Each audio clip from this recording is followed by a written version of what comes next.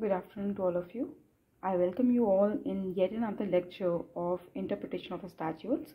The topic of this lecture is internal aids to interpretation, or rather we can say that we are going to talk about preamble as an internal aid to interpretation along with the introduction of internal aids chapter. So internal aids एक बहुत important part constitute करता है interpretation of statutes के अंदर। तो हमें सबसे पहले तो जानने की ज़रूरत है कि हम इंटरनल एड्स की आखिर बात कर क्यों रहे हैं।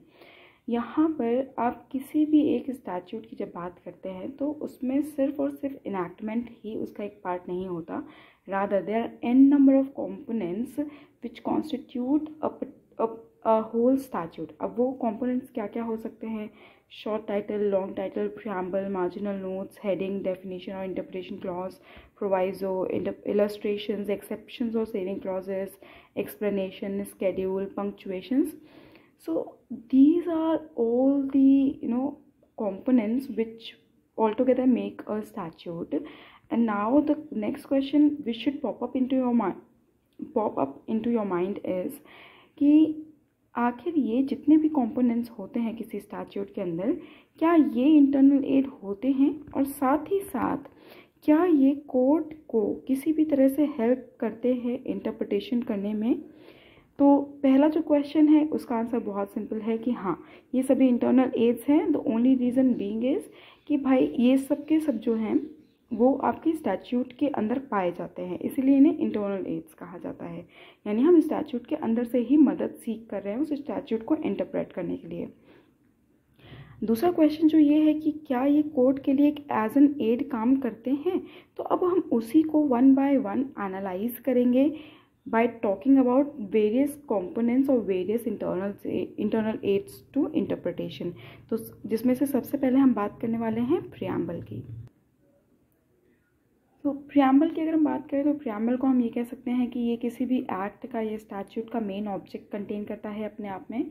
ये स्टैट्यूट के ही अपना एक पार्ट होता है एंड हेंस इसीलिए हम बहुत ही कन्वीनियंटली इसे इंटरनल एड टू इंटरप्रिटेशन कह सकते हैं। And there is this very famous clause attached to it is that it is said to be the key to open the mind of the legislature. Many times it happens कि आपके पास question आता है by providing this statement that preamble is a key to open the mind of the legislature. तो you need to critically analyse preamble as an internal aid of the legislation.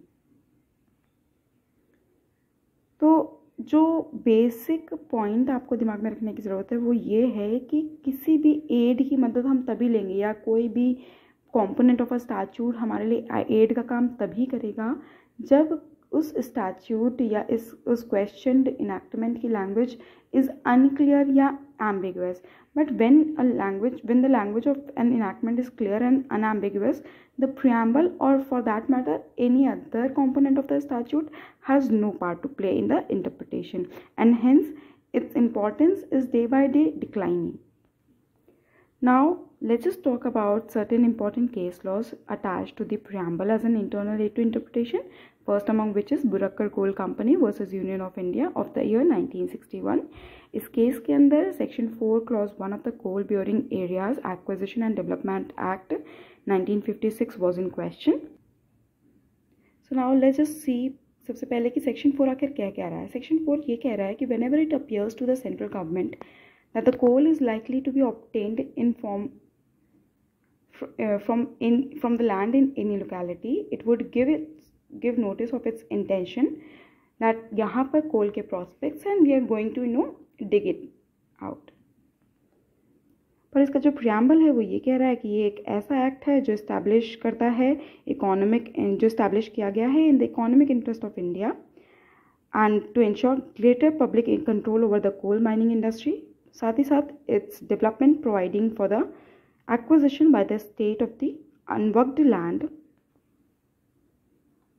Which is containing or which is likely to contain coal in it. So as you can clearly see कि legislation के अंदर ये clearly state किया गया है कि अगर कोल के प्रॉस्पेक्ट्स होंगे किसी भी तरह की लैंड में तो वो उसको डिग आउट करने की नोटिस पब्लिक को सर्व करेगी। तो यहाँ पर जो आर्ग्यूमेंट प्रोसीड बोला गया कि यहाँ से वर्जिन लैंड की बात हो रही है, तो उसको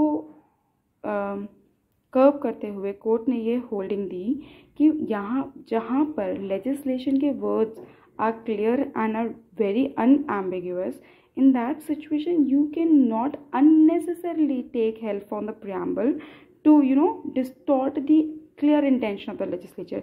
Because why? कि इन जो इंटरप्रिटेशन का ऑब्जेक्टिव, मेन ऑब्जेक्टिव होता है वो क्या होता है, to find out the true intention of the legislature.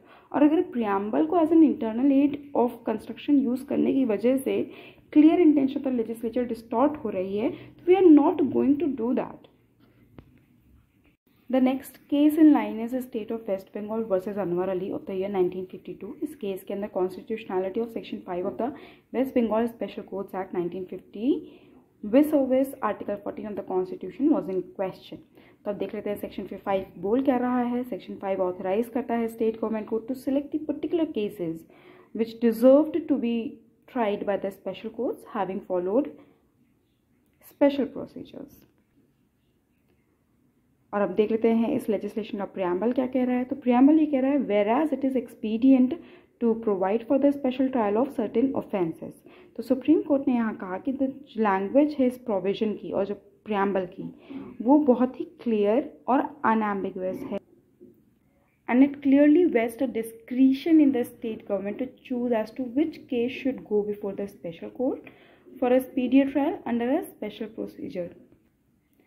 And accordingly, particular provision was perfectly legitimate as per the constitution.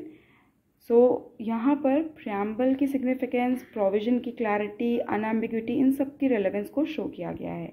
The next case in line is A.C. Sharma versus Delhi Administration of the year 1973. इस case के अंदर appellant ने अपना conviction challenge किया था, जो कि उसका conviction था under section 5 of the Prevention of Corruption Act 1947. उसका कंटेंशन ये था कि after the establishment of the Delhi special police establishment, the anti corruption department of the Delhi police has ceased to have power of investigating bribery cases. और contention में उन्होंने reference दिया था preamble of the Delhi special police establishment act 1946 का. पर supreme court ने इस contention को रिजेक्ट किया और उन्होंने ये होल्डिंग दी कि that no preamble can interfere with the clear and unambiguous words of any statute. As Section 3 of Delhi Special Police Establishment Act 1946 states or empowers the Delhi Special Police also to investigate such cases, and it nowhere talked about that the anti-corruption branch of the regular Delhi Police ceased to have power of investigation. And to be more precise, it was also said that 1946 Act was merely a permissive legislation. The next case in line is one of the landmark judgments in Indian history, which is of Keshwanand Bharti with state of Kerala. इस case के अंदर supreme court ने strongly rely किया था preamble of the constitution of India पे, और उन्होंने power of parliament to amend under article 368 को बोला था it was not unlimited, and it following this it did not enable the parliament to alter the basic structure of the constitution. अब अगर हम limitations of preamble as an internal aid की बात करें तो हम ये कह सकते हैं कि first one is it can only be restored when the language of the provision is reasonably capable of alternative construction. It can not either restrict or extend the meaning and scope of the words used in the enacting part. And lastly, in case of conflict between the preamble and the section, always this section shall prevail.